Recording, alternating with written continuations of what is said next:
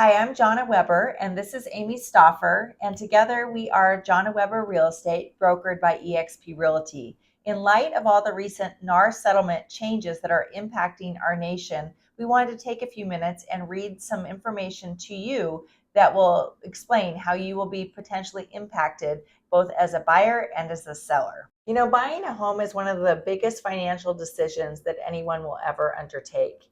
And agents such as ourselves, who are realtors, are a trusted source of advice and stand ready to help you navigate your home buying journey and make the choices that work best for you.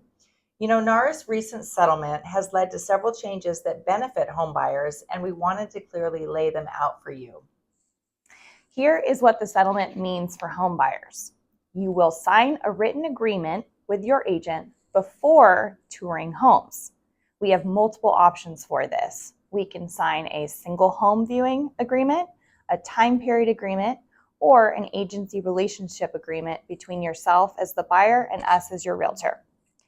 There's something to note on this. Signing agreements can be scary, and we know it. It also affects us. We want you to feel comfortable and confident that if for any reason something isn't working out, you have the option to change your mind at any time as long as we're not actively negotiating for you.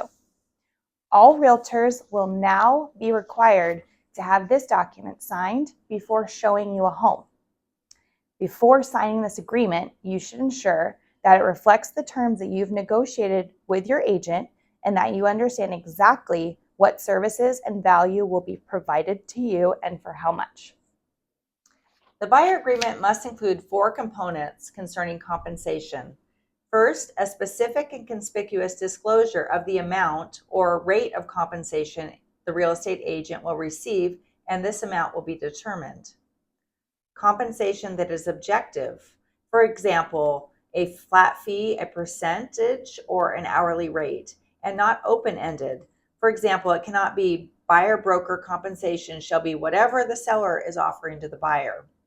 Third, a term that prohibits the agent from receiving compensation for brokerage services from any source that exceeds that amount or rate agreed to in the agreement with the buyer.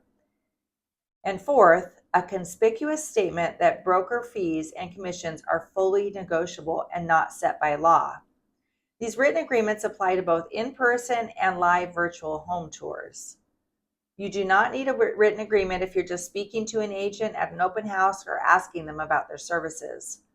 The seller may agree to compensate you, the seller may agree to offer compensation to your agent. This practice is permitted, but the offer cannot be shared on the multiple listing service, the MLS, as MLSs are local marketplaces used by both buyer brokers and listing brokers to share information about properties for sale. You can still accept concessions from the seller, such as offering to pay closing costs. Here is what the settlement doesn't change. Agents who are realtors are here to help you navigate the home buying process and are ethically obligated to work in your best interest. Compensation for your agent remains fully negotiable, and if your agent is a realtor, they must also abide by the Realtor Code of Ethics and have clear and transparent discussions with you about compensation. When finding an agent to work with, ask questions about compensation and understand what services you're receiving. You have choices. We will work with you so that you understand the full range of these choices when buying a home, which will help you make the best decision for your needs. Thank you for your continued business and trust. Here at Jonna Weber Real Estate, we strive to make sure you have the best possible experience when buying a home. More details about these changes and what they mean can be found at facts.realtor.com. Thank you, and we look forward to continuing to serve you.